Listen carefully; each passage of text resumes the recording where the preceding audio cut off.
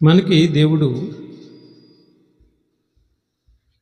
సంవత్సరం అనేటటువంటి దయా కిరీటాన్ని దేవుడు మనకి అనుగ్రహించాడు. మనకి తల్లి గర్భంలో పుట్టినప్పుడు దేవుడు మనకి ఒక ప్యాకేజీ ఇచ్చాడు. తల్లి గర్భంలో పుట్టినప్పుడు ఒక ప్యాకేజీ ఇచ్చాడు. కొందరికి 70 సంవత్సరాలు, కొందరికి 80, కొందరికి మరి 100 సంవత్సరాలు కూడా ఇప్పుడు బ్రతికే వాళ్ళు ఉన్నారు. అయితే కొందరికి 50 సంవత్సరాలు, కొందరికి 30, కొందరికి 40. ఈ విధంగా దేవుడు నిర్ణయించిన, తల్లి గర్భంలో నిర్ణయించిన ప్రకారము దేవుడు ఒక ప్యాకేజీ అనేది తల్లి గర్భంలో రోజులు నియమించి, నెలలు, సంవత్సరాలు, రోజులు నియమించి తల్లి గర్భంలో ముద్రించి నిన్ను భూమి మీదకు పంపించాడు. ఈ భూమి మీదకి పంపించిన తర్వాత నీ కాల కృత్యాలు, నువ్వు చేస్తున్నటువంటి దినచర్య ఎలాగుండాలి, ఏ దినచర్య చేయటానికి నీకు అంతకాలం అనే ఇచ్చాడు, అన్ని సంవత్సరాలు ఇచ్చాడు, అంత ప్యాకేజీ ఎందుకు ఇచ్చాడు, నీకు ఏం చేయాలి అని మనం ఆలోచించగలిగితే ఖచ్చితంగా చెప్పొచ్చు, దేవుడి కోసం తప్ప మరొకటి కాదు. అందులో అనుమానమేమీ లేదు. దేవుడి కోసం తప్ప, ఆయన కోసం తప్ప నీకు నాకు బ్రతుకునివ్వడు ఆయన. కాబట్టి భూమి మీద పుట్టుకొచ్చినటువంటి స్త్రీ అయినా పురుషులైనా గమనించుకోవాల్సిన విషయం ఏంటంటే, ఖచ్చితంగా దేవుడి కోసమే బ్రతకాలని, తన చిత్తాన్ని భూమి మీద నెరవేర్చాలని నీకు తల్లి గర్భంలోనే సంవత్సరములను నువ్వు చేయవలసినటువంటి దినచర్యను నిర్ణయించి భూమి మీదకు పంపించాడు. పంపించినటువంటి మనము ఎలా బ్రతుకుతున్నాం? కొద్ది నిమిషాలు అసలు సమయాన్ని ఎలాగా దుర్వినియోగం చేసుకుంటున్నారో కొద్ది నిమిషాలు నేను మీకు చెప్తాను. కాలమాన ప్రకారము కొద్ది నిమిషాలు ఎలా దుర్వినియోగం చేసుకుంటున్నారో మనం చూద్దాం బైబిల్ నుంచి. ఒకసారి ఆ మాట చదువుకున్నాం. కీర్తన గ్రంథము 65:11 చదువుకొని నేను వాటిని వివరిస్తాను మీకు. కీర్తన గ్రంథము 65:11 మనం చదువుకున్న ప్రియమైన దేవుడి బిడ్డలారా, సంవత్సరమును నీ దయా కిరీటమును ధరింపచేసి ఉన్నావు. చూసారా, సంవత్సరమును నీ దయా కిరీటమును ధరింపజేసి ఉన్నావు అంటున్నాడు. ప్రియమైన దేవుడి బిడ్డలారా, మనకి ఆది తల్లిదండ్రులు ఎవరు? ఆదాము, హవ్వలు. వీళ్ళకి ఎంత ఆయుష్కాలాన్ని ఇచ్చాడు? సుమారు 1000 సంవత్సరాలు. ఈ 1000 సంవత్సరాల కాలంలో వాళ్ళకి 1000 సంవత్సరాలు ఎందుకు ఇచ్చాడు అని అంటే, అంతకుముందు అంతం లేని కాలం వాళ్ళకి ఇచ్చాడు. అంతం లేని కాలం ఇస్తే వాళ్ళు చేసినటువంటి పాపాన్ని బట్టి సుమారు 1000 సంవత్సరాలకి కోసేసేసాడు దేవుడు. ఆయుష్కాలాన్ని కోసేసాడు. తర్వాత నోవాహు కాలానికి వచ్చేసరికి మోషే గారు రాస్తారు కదా, 5 పంచఖండాలు మరి మోషే గారు రాస్తాడు. ఆ కాలానికి వచ్చేసరికి నోవాహు కాలం వచ్చేటప్పటికి 900, 1000 దాకా బ్రతికారు. ఇక మోషే గారు ఈ గ్రంథాలు రాస్తున్నప్పటికీ 120 సంవత్సరాలకు కోసేసాడు ఆయుష్కాలం. ఎందుకు ఇలా చేసుకుంటే వస్తున్నాడు? ఆనాడు వాళ్ళకి ఇచ్చినటువంటి 1000 సంవత్సరాలని మనం లెక్కలు కడితే చూడండి, 1000 × 365 రోజుల్ని మనం ఆలోచించగలిగితే ఎన్ని లక్షలు వస్తున్నాయి చూడండి సార్. 3,65,000 రోజులు వాళ్ళకి ఇచ్చాడు. ఎన్ని రోజులు ఇచ్చాడు? 1000 సంవత్సరాలు అంటే సుమారు 3,65,000 రోజులు ఆ రోజు వాళ్ళకి ఇచ్చాడు. ఇక వాళ్ళు ఇంకా పాపం ఎక్కువైపోయింది, 120 తగ్గించాడు. 1000ని ఎంత కోసాడు? 120, 850 కోసేసాడు. 80. చూసారా, 850 అంటే 120 × 365 రోజులు లెక్కించండి. ఎన్ని రోజులు వస్తుంది ఒకసారి చూడండి. ఒకసారి 120 × 365 రోజులు 4,380 రోజులు వస్తుంది. అంటే మోషే కాలానికి వచ్చేసరికి 4,380 రోజుల దినాల్ని తగ్గించుకుంటూ వస్తుంది ఇచ్చాడు. అయితే ఇవన్నీ ఎందుకు చెప్తున్నాడంటే, ఎందుకు ఇచ్చాడు ఈ రోజులు? ఎందుకు ఇచ్చాడు? ఈ రోజుల్లో ఏం చేయాలి, ఈ సంవత్సరంలో ఏం చేయాలి అని మనం ఆలోచిస్తే సద్వినియోగం చేసుకోవాలి, దుర్వినియోగం చేసుకోకూడదు. ప్యాకేజీ నీకు అది దేవుడిచ్చిన గొప్ప ప్యాకేజీ. పోయిన దినం రాదు, పోయిన గడి రాదు, పోయిన రోజులు రావు. వస్తాయా? రావు. రావాలని నువ్వేమన్నా 5 లక్షలు లేదంటే ఒక 20 కోట్లు ఖర్చు పెట్టి వచ్చిద్దని చూద్దాం, ఒక్క నిమిషం కూడా రాదు. అందుకే టయాన్ని ఏమన్నాడు? గోల్డ్. చూసారా, సమయాన్ని ఏమన్నాడు, ఎంతో విలువైనది గోల్డ్ అని చెప్పాడు. కాబట్టి వాళ్ళ రోజులు దెబ్బకోసుకుంటూ రావడానికి కారణం ఏంటంటే వాళ్ళు చేసినటువంటి పాపాన్ని బట్టి దెబ్బకోసుకుంటూ వస్తున్నాడు. ఎందుకు అన్ని సంవత్సరాలు వాళ్ళకి ఇచ్చాడంటే దేవుడి కోసం బ్రతకాలని, ఆజ్ఞలతో కూడినటువంటి మాటలు, మరి ధర్మశాస్త్రాన్ని ఇశ్రాయేలుకి ఇచ్చాడు. ఆ తర్వాత కొత్త నిబంధన ఇశ్రాయేలుకి అన్ని జనులకు కలిపిచ్చాడు. ఈ విధంగా ప్రపంచాన్ని అంతటికి దేవుడి చట్టం అనేటటువంటి గ్రంథాన్ని ఒకటి ఇచ్చాడు. దానిని మనుషులందరూ అనుసరించి నడవాలని ఇచ్చాడు. నడవకపోతే ఏమైందంటే ఆయుష్కాలము తగ్గిపోయింది. ఆయుష్కాలం తగ్గిపోయింది ప్రేమేంద్రుడు పిల్లారా. ఇకపోతే ఇక చూడండి, మోషే కాలానికి వచ్చేసరికి కీర్తన గ్రంథము 90 అధ్యాయం 10 వచ్చి దావీదు కాలానికి వచ్చేసరికి దావీదు గారు రాస్తారు. దావీదు గ్రంథంలో కీర్తన గ్రంథం 90 అధ్యాయము 10 వచ్చింది. మోషే గారేనండి, మోషే గారు రాస్తున్నాడు. ఇది చూడండి ఒకసారి. నా ఆయుష్కాలము 70 సంవత్సరములు, అధిక బలమున్న ఎడల 80 సంవత్సరములు. చూసారా, అయినను వాటి వైభవము ఆయాసము దుఃఖమే. చూసారా, వాటి వైభవము ఆయాసము దుఃఖమే. సుమారు మనం 80 సంవత్సరాలు అనుకుంటే మోషే కాలానికి వచ్చాయి. దావీదు కాలానికి మోషే కాలానికి చూడండి వయసు ఎట్లా తేడా వస్తుంది. 120 తీసుకొచ్చి 40 కోసేసేసి. ఇట్టగా నోవాహు నుంచి మోషే వరకు తగ్గుతూ వచ్చింది, మోషే నుంచి దావీదు వరకు తగ్గుతూ వచ్చింది. ఇక ఇంకా దావీదు గారి కాలంలో ఇంకా ఇంకో మాట మనం చూడగలిగితే కీర్తన గ్రంథము 39 వచ్చింది. ఎలా తగ్గించాడు. కీర్తన గ్రంథము 39 వచ్చింది. నా దినముల పరిమాణము నీవు బెత్తిడంతగా చేసి ఉన్నావు. చూసారా, నా దినముల పరిమాణం ఎంత చేశాడ, బెత్తిడంతగా చేశాడు. ఇంకా ఎక్కువ చేసేస్తాడు, ఇంకా ఎక్కువ చేస్తాడు. ఇంతగా దిగబోయటానికి కారణం ఏంటంటే పాపం. మనిషి ఆయుష్కాలం పడిపోవటానికి కారణము ఖచ్చితంగా దేవుడు చెప్తున్నాడు, పాపము. ఆ రోజు ఆది తల్లిదండ్రులకు ఇచ్చినటువంటి సంవత్సరాలు అనంతమైన సంవత్సరాలు, కాలమేలు ఎన్ని సంవత్సరాలు ఇస్తే ఆజ్ఞను దగ్గరించి పాపం చేయటం వలన 1000 సంవత్సరాలకు పడిపోయింది, చనిపోయారు వాళ్ళు. ఇవన్నీ నేను ఎందుకు చెబుతున్నానంటే దేవుడు మనకి ఇచ్చినటువంటి ప్యాకేజీ, తల్లి గర్భంలో నీకు ప్యాకేజీ ఇచ్చాడు, ఇన్ని సంవత్సరాలు బ్రతకాలని ఇచ్చాడు, ఇచ్చి భూమి మీదకు పంపించాడు. భూమి మీదకు పంపించినప్పుడు దేవుడి సంకల్పాన్ని నీ జీవితంలో పూర్తిగా నెరవేర్చకపోతే మరి మనం కూడా మధ్యలోనే జారుకోవాల్సి ఉంటుంది, సర్దుకోవాల్సి ఉంటుంది. అంటే అర్థం, ఈ భూమిని త్వరగా విడిచిపెట్టవలసి ఉంటుంది. అందుకని దేవుడిచ్చిన రోజులు చాలా విలువైనవి, చాలా మరి పవిత్రంగా ఆ రోజుల్లో మనం నడుచుకోవాలి. నడుచుకోకపోతే దెబ్బ మనకి. ఇంకో మాట కూడా చూద్దాం. ఇంకా కొత్త నిబంధనలు ఏమంటాడు చూడండి. యాకోబు పత్రిక 4:14 వచ్చినలో కొత్త నిబంధనలు ఏమన్నాడు చూడండి. 4:14 వచ్చింది. రేపేమి, యాకోబు పత్రిక 4:14 వచ్చినలో కొత్త నిబంధనలు ఏమన్నాడు చూడండి. 4:14 వచ్చింది.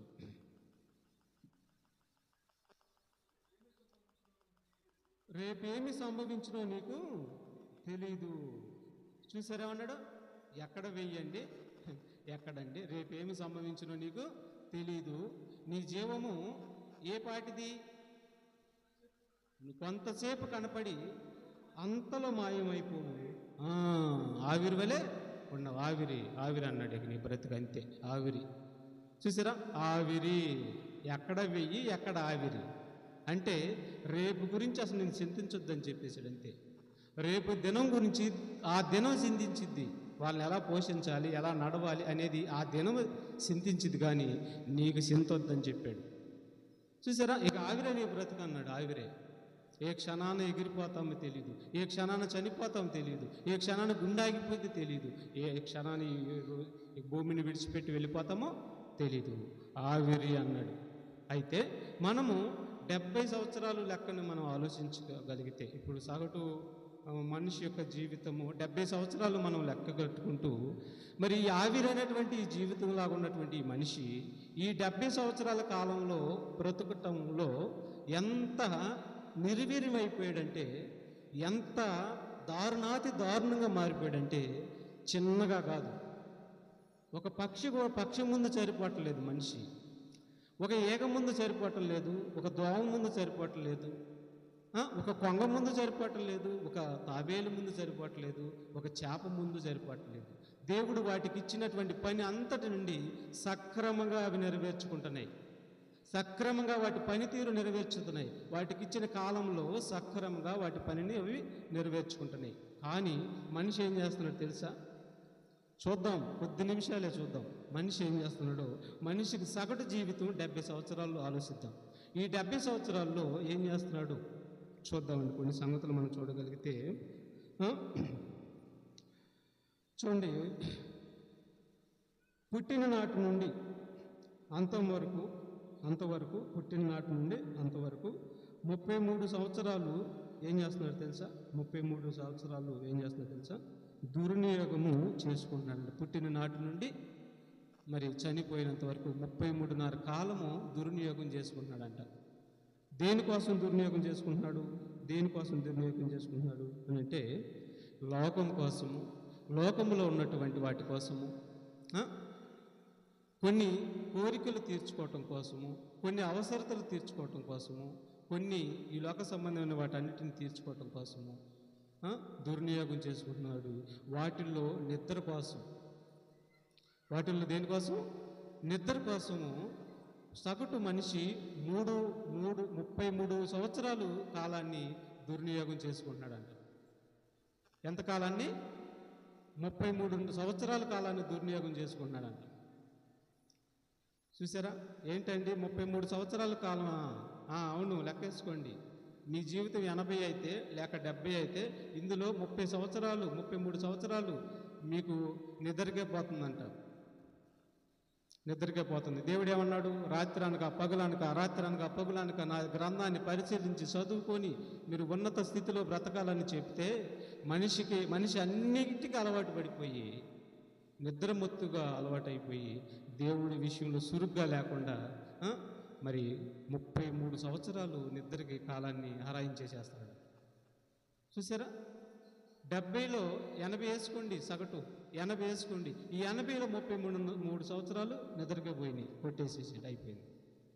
ఇక నెక్స్ట్ దేనికి పెడుతున్నాడు చూడండి. 14 సంవత్సరాలు పనులు అయిపోతున్నాయండి. పనులు, ఆ పని అని ఈ పని అని మనం మరి సంపాదించుకోవాలి కదా, తినాలి కదా. అంటే ఇవన్నీ కూడా దేవుడిని మర్చిపోయి కావచ్చు, దేవుడిని జ్ఞాపకం చేసుకొని కావచ్చు, ఏదేమైనా కానీ 14 సంవత్సరాలు పనుల్లో కాలం అంతా ఆరాయించిపోతుందంట. 34, 14 ఎంత?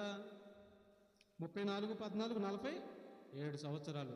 47 సంవత్సరాలు ఇద్దరికి మరి పనులకి 47 సంవత్సరాలు నీ ఖాతాలో నుంచి, నీ ప్యాకేజీలో నుంచి వేస్ట్. అర్థమవుతుందా మీకు? ప్రతి దాన్ని దేవుళ్ళు లెక్క అడుగుతాడు, వదిలిపెట్టడు ఎవరిని కూడా. ప్రతిరోజు మరి పక్షిని చూడు, కాలాన్ని దేవుడి కోసం వినియోగిస్తుంది. నువ్వు తింటున్న కోడిని చూడు, కాలాన్ని దేవుడి కోసం ఉపయోగిస్తుంది. ఎందుకు తింటున్నావు కోడి, ఎందుకు బ్రతుకుతున్నావు కోడి పిల్ల అని మన కోడి పిల్లని అడిగితే, చిన్ననాటి నుండి గింజలు ఎందుకు తింటుంది? అది బతుకుతానికా, ఇతరులను బ్రతికించటానికా? పెద్దగా చెప్పాలి మీరు. కోడి పిల్ల చిన్నప్పటి నుంచి గింజలు ఎందుకు తింటుంది? తాను బ్రతుకుతానికా, ఇతరులను బ్రతికించటానికా? చెప్పండి మాట మీరు చెప్పాలి, రావాలి. కోడి పిల్ల ఎందుకు బ్రతుకుతుంది? అది తాను బ్రతుకుతానికా, ఇతరులను బ్రతికించటానికా? ఏమ్మా రావటం లేదు, పెద్దగా అరవాలి. మనల్ని బ్రతికించటానికి కోడి గింజలు, చిన్ననాటి నుండి గింజలు తిని బలంగా తయారైపోయి మరి మన కోసం సిద్ధంగా ఉండిద్ది. మరి పొట్టుకుంటాం, మెడకాయ కోసేసి తినేసేస్తాం. అంటే ఒక కోడి తన జీవిత దినాలన్నిటినీ చక్కగా సద్వినియోగం చేసుకుంటుంది. మరి మనిషి ఏం చేస్తున్నాడు? ఇదిగో చూడండి, నిద్ర కోసం 33 సంవత్సరాలు, పని కోసం, ఇవన్నీ కూడా దేవుణ్ణి విస్మరించి పని కోసం 14 సంవత్సరాలు, 47 సంవత్సరాలు ఆయన మనిషి ఖాతాల నుంచి పోయాయి. మరి లెక్క అడుగుతాడు. మరి ఊరుకోడు. సమయం ఏంటనుకుంటున్నారు? పోయితే మాత్రం తిరిగి రాదు. అందుకు అన్నాడు కీర్తనకారుడు, ఏమన్నాడు? పౌలు గారు కూడా ఏమంటాడు? సమయమందును అసమయమందును సువార్తని ప్రకటించండి అంటాడు. నేను ప్రకటిస్తున్నాను, ప్రకటించకపోతే నాకేంటి? శ్రమ, ప్రకటిస్తే నాకు మేలు అని చెప్పి ప్రతిరోజు మరి ప్రకటన చేశాడు. ఇప్పుడు నిద్రకిని పనులకిని 47 సంవత్సరాలు మన ఖాతాలో నుంచి పోయినాయండి. ఆ తర్వాత తిండికి చూడండి, మరి తిండికి 5 సంవత్సరాలు చూడండి.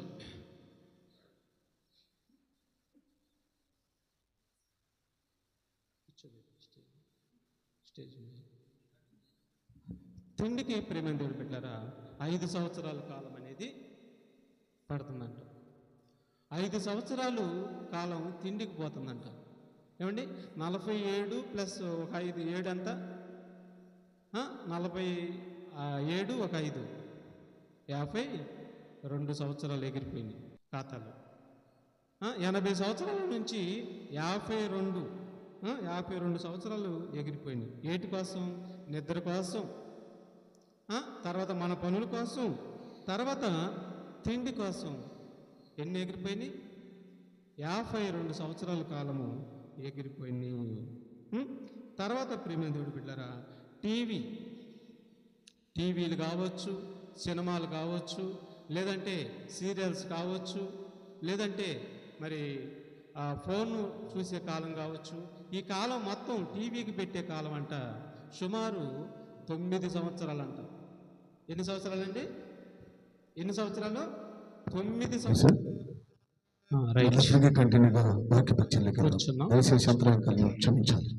కూర్చున్నాం. ఇప్పుడు ప్రియమైన దేవుడు బిడ్డలారా, టీవీకి మనిషి ఇచ్చేటటువంటి ఖర్చు, టీవీ చూస్తానికి మనిషి ఇచ్చేటటువంటి ఖర్చు అంటే ఏంటి అనుకుంటున్నారు? సమయం 9 సంవత్సరాలు అంట. ఏమండి, ఇవన్నీ సగటు లెక్కలు కట్టారండి. లెక్కలు కట్టి చెప్పినటువంటివి ఇవన్నీ కూడా 9 సంవత్సరాలు కాలము టీవీ చూస్తానికే పోతుందంట. ఏమండి, నిద్రకి ఎన్ని సంవత్సరాలు పోయింది? 33 సంవత్సరాలు ఎగిరిపోయింది. పని పాటలకి ఎన్ని సంవత్సరాలు పోయింది? పనికి 14. తర్వాత తిండికి 5 సంవత్సరాలు, మొత్తం 52 సంవత్సరాలు పోయింది, ఎగిరిపోయింది నీ ప్యాకేజీలో. నరకం అంటే ఎట్ట వస్తుందో చూడండి. ఇప్పుడు దగ్గరికి వస్తుంది, చూసారా? జాగ్రత్తగా ఉండాలి. ఇక తర్వాత టీవీ చూస్తానికి 9 సంవత్సరాలు. అప్పుడు 9 సంవత్సరాలు 52 ప్లస్ 9 అంతా 61 సంవత్సరాలు ఎగిరిపోయినాయి. ఏంటి ఇంత దారుణంగానా? ఇంత వేస్ట్గానా? ఆ వేస్ట్కే. మరి లెక్క అడగడా? దేవుడు సంవత్సరం అనే దయా కిరీటాన్ని నీకు ఇస్తే, ఈ దయా కిరీటంలో ఇదేనా నువ్వు చేసేది? ఇందుకేనా నిన్ను పుట్టించింది? బుద్ధన్నా, జ్ఞానమన్నా, వివేకమన్నా ఖచ్చితంగా ఉండాల్సిందే. అర్థమవుతుందా? ఏముండాలి? బుద్ధి అంటే మనుషుల బుద్ధి కాదు సుమి, దేవుడు బుద్ధి జ్ఞానముల సర్వ సంపదలు క్రీస్తునందు గుప్తములై ఉన్నవి. అది కలిగి నడవాలి భూమి మీద, అంతే. మనం అందుకిచ్చాడు. అందుకేంది? చేపను చూసి నేర్చుకోయ్యా, ఆకాశ పక్షిని చూసి నేర్చుకోయ్యా. వాటికి ఇచ్చిన జీవిత కాలాన్ని సక్రమంగా సద్వినియోగం చేసుకొని నీ కోసం చక్కగా ప్రాణం పెడతానే. క్రీస్తుని ధరించుకున్నాయి తెలుసా? ప్రకృతి క్రీస్తుని ధరించుకుంది కాబట్టి నిన్ను బ్రతికించడానికి అది బలైపోతుంది. ప్రకృతి అంతా కూడా నీ కోసం బలైపోతుంది. ఒక కాయ నీ కోసం బలైపోతుంది. క్రీస్తు లక్షణం కలిగి ఉంది అది. మరి ఆకుకూర కావచ్చు, ఒక గోంగూర కావచ్చు, ఒక కాయలు ఏదైనా సరే నువ్వు తినే పదార్థం అన్నీ కూడా చచ్చిపోతాయి. అవి చచ్చిపోయి నిన్ను బ్రతికిస్తున్నాయి అంటే క్రీస్తు లక్షణాలు కలిగి ఉన్నాయి అవన్నీ కూడా. మరి అలాంటి దైవ స్వరూపంలో పుట్టిన నీవు ఎందుకు క్రీస్తు లక్షణాలు కలిగి లేవు? ఎందుకు ఇంత దారుణంగా దినాలను దుర్వినియోగం చేసుకుంటున్నావు? ఏం చెప్తావు రేపు లెక్క దేవుడికి? ఉపేక్షించడు, క్షమించడు, వదిలిపెట్టడు. చూసారా? ఇంత ప్రమాదం ఉంది. అందుకని మరి ఎంతకాలం పోయింది చూడండి. 61 సంవత్సరాలు పోయిందని మనకి ఇచ్చిన సగటు 80 అనుకుంటే 61 సంవత్సరాలు ఎగిరిపోయిందండి. ఇక తర్వాత ఫోన్ అండి. ఫోన్కి ఎన్ని సంవత్సరాలు అన్నట్టు తెలుసా? 3 సంవత్సరాలు అంట. ఎన్ని సంవత్సరాలు? 3 సంవత్సరాలు సగటు జీవితంలో 3 సంవత్సరాలకి అంటే బాగా నిఘా పెట్టి చూస్తే ఎక్కువే ఉండిద్ది, కానీ సగటుగా 3 సంవత్సరాల కాలం. 61 3 ఎంత? 64 సంవత్సరాలు. అబ్బా, మంచి నీళ్లు తాగినట్టే బాగొట్టుకుంటున్నారు కాలాన్ని, తెలుసా? తెలియకుండానే సాప కింద నీరులాగా పోతున్నాయి. రేపు దేవుడు లెక్క అడిగితే ఒక్కరు కూడా సమాధానం చెప్పలేరు. అందులో అనుమానం లేదు, డౌటు లేదు. ఇక తర్వాత ప్రియమైన దేవుడి బిడ్డలారా, తర్వాత పండుగలకు కానీ, పండుగలకి, పబ్బాలకి, హాలిడేస్కి, తర్వాత పిక్నిక్ అని, పార్టీలకని, ఆటికని, ఈటికని మనిషి ఖర్చు పెట్టే కాలము 3 సంవత్సరాలు అంట. మళ్ళీ ఎన్ని సంవత్సరాలు? 3 సంవత్సరాల కాలం అంట. 64 ప్లస్ ఇంకో 3 ఎంత? 67.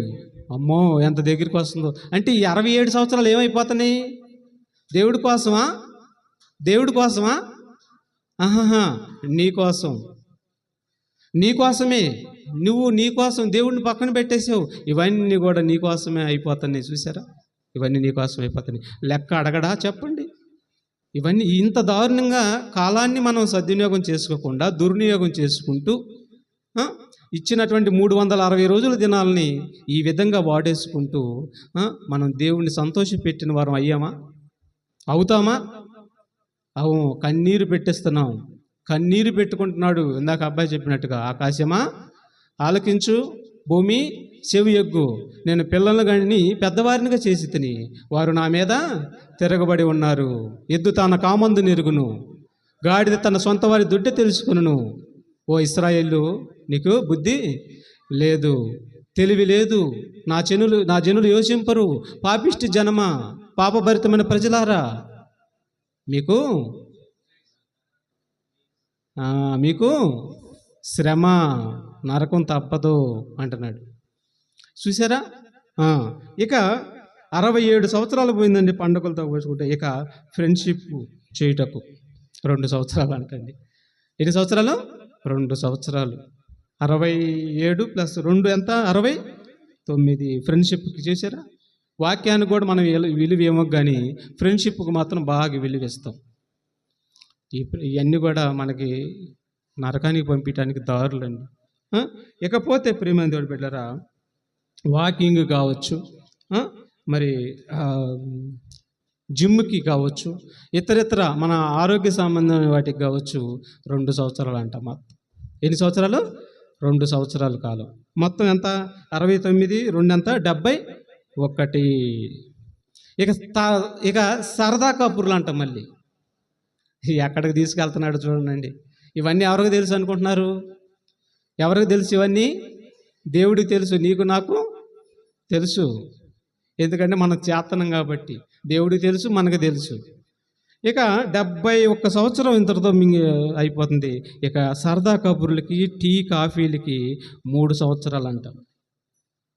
ఏంది ఇంత వేస్ట్ చేసుకోమంటున్నాడు దేవుడు? ఇంత వేస్ట్ వద్దంటున్నాడు. దేవారాత్రులు అని ఎందుకు బల్లగుద్ది మాట్లాడుతున్నాడు?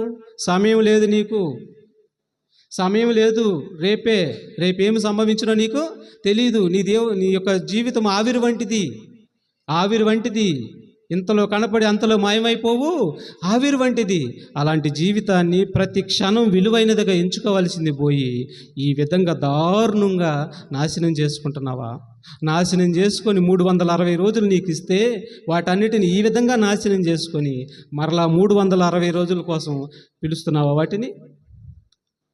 అంతే కదండి చేస్తుంది. ఇప్పుడు మనం రాత్రి పిలిచింది ఏం పిలిచాం? Happy new year, welcome happy new year. Right, ఇక్కడ ఆగుదాం. మరి పోయిన దాన్ని ఏం చేసావు అని అడుగుతున్నాడు. పోయిన 360 రోజులు ఏం చేసావు? ప్యాకేజీ ఇచ్చాను కదా, 360 రోజులు నీకు ఇచ్చా. ఏం చేసావు? సమాధానం లేదు. నేను లెక్క రాసుకున్నాను, అన్నిటికీ లెక్క ఉంటుంది, వదిలిపెట్టను అంటున్నాడు దేవుడు. చూశారండి? అందుకని జాగ్రత్తగా ఈ విధంగా కాలం అంతా కూడా ఖర్చు పెట్టుకుంటున్నాడండి. దేవుడిచ్చినటువంటి దయా కిరీటాన్ని దేవుడి కోసం వినియోగించకుండా, సమయాన్ని దేవుడి కోసం వినియోగించకుండా, దేవుడిచ్చినటువంటి బంగారు భవిష్యత్తు అనేది, బంగారు విలువైనటువంటి జీవితాన్ని దేవుడికి సమర్పించుకోవాలండి. ఒక పక్షి, ఒక కోడి సజీవ యాగంగా నీ కోసం సమర్పించుకుంటుంది. అవునండి, చూడండి, గొర్రెను కోయండి. గొర్రెను కోస్తే ఏం చేస్తారు చెప్పండి? గొర్రెను కోస్తే మనం ఏం చేస్తాం? యాగం అయిపోతుంది. పేగులతో కూడా తింటున్నావు నువ్వు. తింటలా? పేగులు, కాళ్ళు తింటే ఏమవుతుంది? జలుబు చార్వ. తలకాయ తింటే అదొక జబ్బు తగ్గిద్దంట. చూసారా? పొట్టపేగులు తింటే ఇంకా రుచి అంట. ఒక్క పొటేల్లోనే ఇన్ని రుచులు తింటున్నావా అంటే అంత విధంగా నీకు సమర్పించుకుంటుంది అది. మరి మనం అండి బుద్ధి అన్న ఉండాలి కదండి. మనం ప్రతిరోజు గాలిచ్చి, నీరిచ్చి, ఆహారం ఇచ్చి, భోజనం పెట్టి, అయ్యా నా కోసం బ్రతకండి, ఇదిగో నా చిత్తాన్ని మీ జీవితంలో నెరవేర్చుకోండి, ఇదిగో మీకు మాదిరి పంపించాను, నా రక్షకుడిని పంపించాను, యేసుప్రభుని పంపించాను, ఆయన ఏ విధంగానైతే దినచర్య చేశాడో, ఏ విధంగానైతే మాట్లాడాడో, ఏ విధంగానైతే ప్రవర్తించాడో ఆయన అడుగుజాడల్లో మీరు నడవండి అయ్యా అని చెప్పి ఇటు ప్రకృతిని చూపిస్తున్నాడు, ఇటు యేసుప్రభుని కూడా చూపిస్తున్నాడు. ఇప్పుడు ప్రకృతి చూసేమో మనం ఏమి నేర్చుకోలేకపోతున్నాం.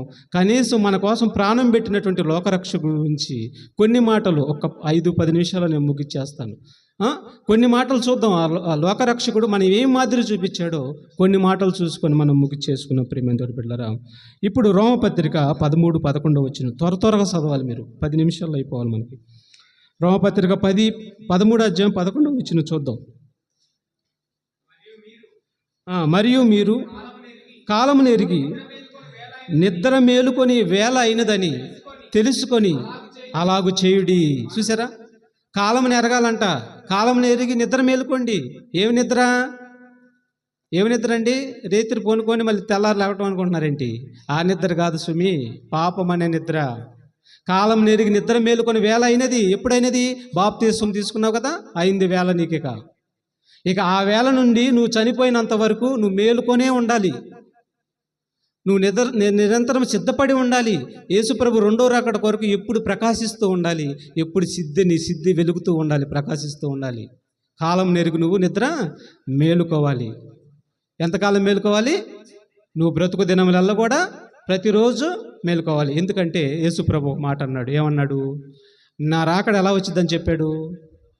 దొర వచ్చినట్టు అన్నాడా? దొర అన్నాడా? దొంగ వచ్చినట్లు. దొంగ ఎలాగో రాత్రిపూట వచ్చును, నా రాకడ కూడా అలాగే ఉండును. నా రాకడ అలాగే ఉండును, నా రాకడ అలాగే వచ్చింది. అసంటప్పుడు మీరు ఎలాగ ఉండాలి? అశ్రద్ధగా ఉండాలా?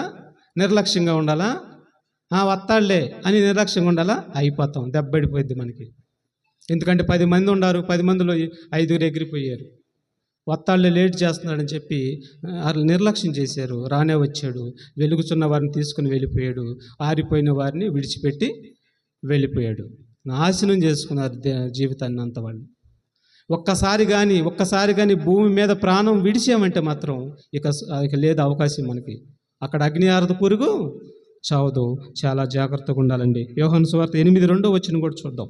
యోహాను సువార్త 8:2 వచనంలో మనం చూడగలిగితే యేసు ప్రభుకి ఇచ్చినటువంటి సంవత్సరం ఎంత అండి? సంవత్సరాలు ప్యాకేజీ, యేసు ప్రభుకి ఇచ్చినటువంటి ప్యాకేజీ ఎంత? 33.5 సంవత్సరాలండి. ఈ 33.5 సంవత్సరాల్లో నెంబర్ 1గా ప్యాకేజీని వినియోగించుకొని దేవుడికి ఆత్మను సమర్పించుకున్నాడు. ఇది మన జీవితంలో, మన బ్రతుకులో రావాలని చూపిస్తున్నాడు. చూడండి, ఇప్పుడు అందరూ సంతోషంగా ఉండండి. ఎందుకంటే మరి దేవుడు మనకు కొత్త సంవత్సరాన్ని అనుగ్రహించాడు. కొంచెం లేట్ అయినా పర్వాలేదు, మనందరం కూడా ఒక 10 నిమిషాల్లో ముగిచేసుకున్నాం. లేట్ అయినా పర్వాలేదు, జాగ్రత్తగా వినండి. మన భవిష్యత్తు మనకు అర్థం కావాలి. ఇప్పుడు చూడండి, యేసుక్రీస్తుకి 33.5 సంవత్సరాల ప్యాకేజీ ఇస్తే ఏ విధంగా దాన్ని సద్వినియోగం చేసుకున్నాడు చూడండి ఒకసారి. మన రాజు, మన రక్షకుడు. తెల్లవారుగానే యేసు తిరిగి దేవాలయంలోనికి రాగా ప్రజలందరూ ఆయన యొద్దకు వచ్చిరి కనుక ఆయన కూర్చుండి వారికి బోధించుచుండెను. చూసారా? తెల్లవారుగానే ఎక్కడికి వెళ్ళాడండి? ఎక్కడికి వెళ్ళాడు? దేవాలయంలోకి వెళ్ళి బోధ చేస్తున్నాడు. ఎవరు? యేసుక్రీస్తు. యేసుక్రీస్తు ఎప్పుడు లెగుస్తున్నాడు? తెల్లారుగానే లెగుస్తున్నాడు. ఇంకోటి, యేసుప్రభు సేవకు ఎన్నో సంవత్సరం వచ్చాడండి? సేవకు ఎన్నో సంవత్సరం వచ్చాడు? 30వ సంవత్సరం అయిన తర్వాత వచ్చాడు. ఈ 30 సంవత్సరాలు ఎక్కడున్నాడు? తల్లిదండ్రుల దగ్గర ఉన్నాడు. ఏం చేస్తున్నాడు ఏంటి? లోబడి పని చేస్తున్నాడు. ఇంకొకటి కూడా చేస్తున్నాడు. చెప్పగలరు ఏంటది? ఇంకొకటి కూడా చేస్తున్నాడండి. పాపాన్ని అంటనీయకుండా బ్రతుకుతున్నాడండి. 30 సంవత్సరాలు సేవకు రాకముందు 30 సంవత్సరాలు తల్లిదండ్రులకు లోబడి పాపాన్ని అంటకుండా పవిత్రుడిగా నిర్దోషిగా బ్రతికాడండి యేసుప్రభు. ఇలాగ తల్లిదండ్రులకు లోబడి పాపాన్ని అంటకుండా 30 సంవత్సరాల కాలాన్ని సద్వినియోగం చేసుకున్నాడు. దేవుడిచ్చిన 33.5 సంవత్సరాల ప్యాకేజీ అయితే ఈ 33.5 సంవత్సరాల్లో 30 సంవత్సరాలు అసలు పాపాన్ని అంటకుండానే తల్లిదండ్రులకు లోబడి సద్వినియోగం చేసుకున్నాడు. మరి నీకుందా? మనందరికి ఉందా? నీకు ఇచ్చినటువంటి కాలాన్ని ఎందుకు ఈ విధంగా మంచినీళ్ళు తాగొచ్చినట్టు వృధా చేస్తున్నావు? పోతే రాదు నీకు. ఈ మాట విన్న వెంటనే ఈ రోజు మించే జీవితం పూర్తిగా మారిపోయి ప్రతిరోజు దేవుడి కోసం సమర్పించి తీరాల్సిందే మనం. లేదంటే మాత్రం తప్పదు. ఏంటది? తప్పదు. ఇక కొన్ని పేతురు పత్రిక చూడండి. మొదటి పేతురు పత్రిక 2వ అధ్యాయము 21వ వచనం. మొదటి పేతురు పత్రిక 2వ అధ్యాయము 21వ వచనము మనం చూడగలం. క్రీస్తు కూడా మీ కొరకు బాధపడి మీరు తన అడుగు జాడల యందు నడుచుకున్నట్లు మీకు మాదిరి ఉంచిపోయాను. చూసారేమన్నాడు? మీరు తన అడుగు జాడల్లో నడుచుకోవాలి. చాలా విషయాల్లో నడుచుకోవాలి. వాటిల్లో ఒకటి మనం ఇలా చూడగలిగితే సమయమును సద్వినియోగం చేసుకున్నట్లో మనం క్రీస్తు అడుగు జాడల్లో నడవాలి. నడవకపోతే లేదు నీకు. యేసుప్రభు అంతటా ఆయనే దేవుని ఎదుట భయము భక్తి కలిగి ఉన్నందున ఆయన అంగీకరించబడిన హెబ్రీ పత్రికలో ఉండిద్ది. భయము భక్తి వణుకుతున్నాడు దేవుడి ఎదుట. ఆయన అంతటి యేసుక్రీస్తే తండ్రి అయిన దేవుడి ఎదుట వణుకుతూ అంత భయం కలిగి దేవుడి ఎదుట బ్రతికేడునంటే మరి మనం ఎంత ఉండాలి చెప్పండి? ఎందుకు పనికిరావు? దుమ్ములంటే వాళ్ళం ఎందుకు పనికిరావు? ఇంకా జాగ్రత్తగా ఉండాలి. ఇప్పుడు యేసుప్రభుని సమయాన్ని సద్వినియోగం చేసుకునే విషయంలో యేసుప్రభుని మనం మాదిరిగా తీసుకోవాలి. ఆయన ప్రతిరోజు ఉదయాన్నే లేచి బోధకి వెళ్ళిపోతున్నాడు అండి. తర్వాత ఏం చేస్తున్నాడు? మార్కు సువార్త మొదటి అధ్యాయం 30వ వచనం చూడండి. మార్కు సువార్త మొదటి అధ్యాయం 35వ వచనం చూడండి త్వరగా.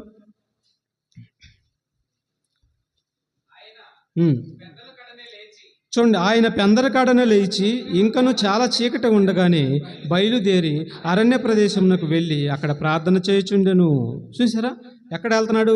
పెందలకాడనే లేచి ఇంకను చాలా చీకటిగా ఉండగానే అరణ్య ప్రదేశానికి వెళ్ళి ప్రార్థన చేస్తాడండి.